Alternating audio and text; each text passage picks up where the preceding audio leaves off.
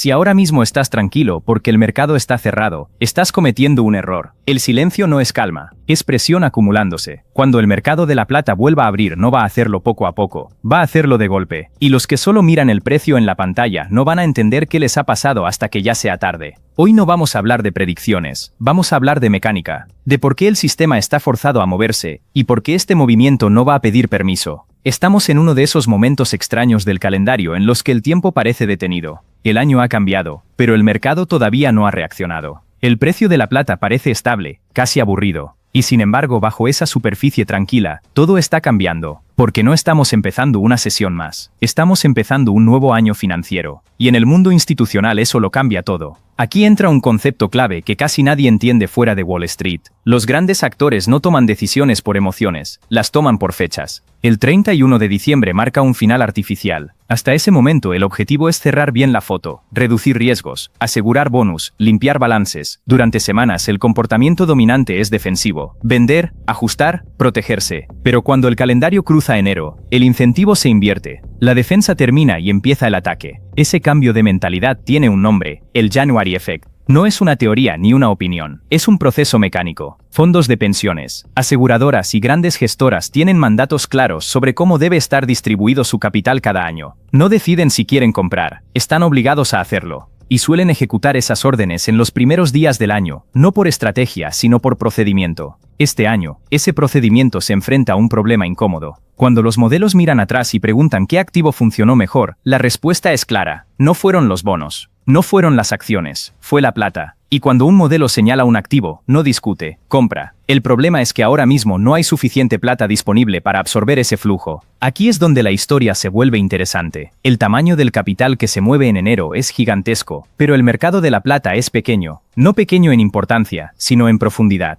No se puede inyectar una cantidad masiva de dinero sin mover el precio. El precio no es una opinión, es el mecanismo que raciona la escasez. Cuando demasiados compradores persiguen pocos activos, el precio sube hasta que algunos se quedan fuera. Y esta vez, la escasez no es teórica, no es una previsión, es física. Los inventarios no se reponen de un día para otro. Las minas no aceleran porque el precio suba. Los refinadores no duplican producción por arte de magia. El metal que no está disponible hoy, no aparece mañana. Esto convierte el inicio del año en un punto de fricción extrema entre capital y realidad. Mientras tanto, hay otro detalle que pasa desapercibido para la mayoría. Aunque algunos mercados estén cerrados, el mundo no se detiene al mismo ritmo. Asia sigue activa. Las fábricas siguen produciendo. La demanda industrial no entiende de festivos occidentales. Y cuando hay una diferencia clara entre lo que se paga en un lugar y otro, el capital más rápido no espera, actúa. Este es el tipo de momento en el que los movimientos empiezan fuera del foco, no con titulares, sino con órdenes automáticas, no con pánico, sino con lógica. Los sistemas detectan desequilibrios y reaccionan. Y cuando lo hacen antes que los humanos, suelen marcar el tono del movimiento que viene después. Cuando el mercado vuelva a abrir del todo, muchos se sorprenderán. Verán el precio moverse y pensarán que algo ha pasado. Pero lo importante no será lo que pase en ese momento, sino lo que ya estaba pasando mientras nadie miraba. El dinero no aparece de repente. Se acumula, espera, y entra cuando la puerta se abre. Y aquí hay un punto crucial que conviene entender desde el principio. Cuando el movimiento empieza así, no suele ser gradual. No da segundas oportunidades claras. No avisa varias veces. Porque no responde a emociones, sino a órdenes preprogramadas y a necesidades estructurales. El mercado no sube porque alguien quiera comprar más caro. Sube porque alguien necesita comprar, aunque sea más caro. Este es el contexto real con el que arranca el nuevo año. No un gráfico bonito, no una predicción optimista, sino una combinación peligrosa de flujos forzados, oferta rígida y un calendario que actúa como detonador.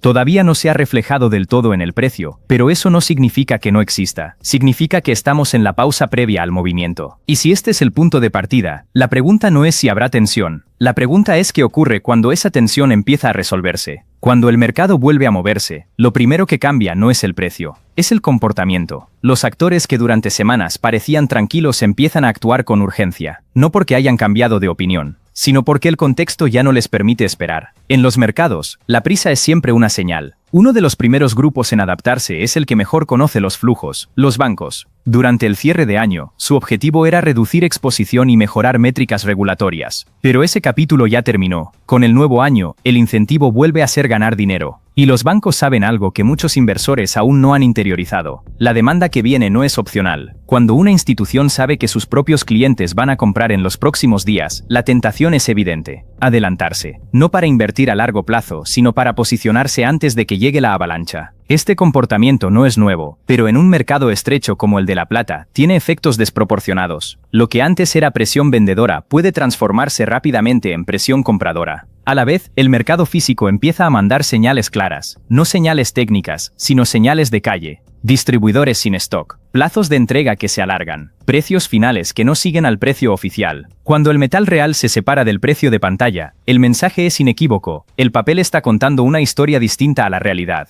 Esto se vuelve aún más relevante cuando entran en juego los grandes consumidores industriales. Enero no es solo un mes clave para inversores, también lo es para empresas. Es el momento de cerrar contratos, asegurar suministros, planificar producción. Para una fábrica, quedarse sin plata no es una molestia, es un paro de actividad. Y cuando la alternativa es pagar más o detener la línea, el precio deja de ser la variable principal. Este tipo de demanda no especula, no espera retrocesos, no hace análisis técnico, compra porque necesita. Y cuando coincide con flujos financieros entrando al mismo tiempo, el efecto se amplifica. No se suman, se multiplican. A todo esto se añade un contexto macro que empieza a pesar cada vez más. El endeudamiento global, la fragilidad del mercado de bonos, la incapacidad de los bancos centrales para subir tipos sin romper algo. Todo ello empuja a una parte creciente del capital hacia activos que no dependen de promesas. La plata empieza a comportarse menos como una materia prima y más como una alternativa monetaria. Este cambio es sutil al principio, pero profundo. Cuando un activo empieza a cumplir dos funciones a la vez, industrial y monetaria, su valoración deja de seguir las reglas habituales. No se trata solo de oferta y demanda física, sino de confianza en el sistema que lo rodea. Y esa confianza, hoy, está erosionándose. Mientras tanto, el escenario internacional añade otra capa de complejidad. Tensiones geopolíticas, bloques económicos que buscan reducir su dependencia del dólar, países que prefieren activos tangibles frente a reservas digitales. El mundo se fragmenta, y en ese proceso los activos físicos ganan peso. En este entorno, la volatilidad no es una señal de debilidad, sino de transición. Los movimientos rápidos, incluso las correcciones violentas, forman parte de un mercado que está reajustando su función. El error común es interpretar esa volatilidad como riesgo, cuando en realidad es el síntoma de un cambio estructural en marcha. Por eso, la fase que viene no se parecerá a las anteriores, no será lineal, no será cómoda, y no premiará la impaciencia ni el exceso de confianza. Premiará la claridad de ideas, entender por qué se está en el mercado y qué papel cumple el activo que se posee. Aquí es donde muchos se equivocan. Se obsesionan con el precio en dólares y olvidan la pregunta clave: ¿para qué sirve este activo en el nuevo entorno? Si la respuesta es proteger valor, asegurar suministro o reducir dependencia de un sistema frágil, entonces las fluctuaciones a corto plazo pierden importancia. El verdadero riesgo no es que el precio suba o baje unos dólares. El verdadero riesgo es no entender el cambio de régimen hasta que ya se ha producido. Cuando eso ocurre, las decisiones dejan de ser estratégicas y pasan a ser reactivas. El nuevo año no trae certezas, pero sí revela tensiones que llevaban tiempo ocultas. El capital se mueve, la oferta no responde al mismo ritmo, y el sistema financiero sigue apoyándose en equilibrios cada vez más frágiles. En ese contexto, la plata no es una promesa de riqueza rápida, es un indicador adelantado de algo más grande. Y cuando un indicador empieza a moverse antes que el resto, no conviene ignorarlo. La historia que estamos viviendo no se resolverá en un solo día ni en una sola vela, pero el punto de inflexión suele llegar sin aviso. Cuando llega, no pregunta si estás listo. La única pregunta real es si has entendido el escenario antes de que el mercado lo haga evidente para todos. Si este vídeo te ha hecho ver algo que no estabas teniendo en cuenta, suscríbete. Aquí analizamos lo que pasa antes de que sea evidente para todos. Y deja tu opinión en comentarios. ¿Crees que el sistema todavía puede aguantar esta presión? ¿O piensas que el ajuste va a ser violento?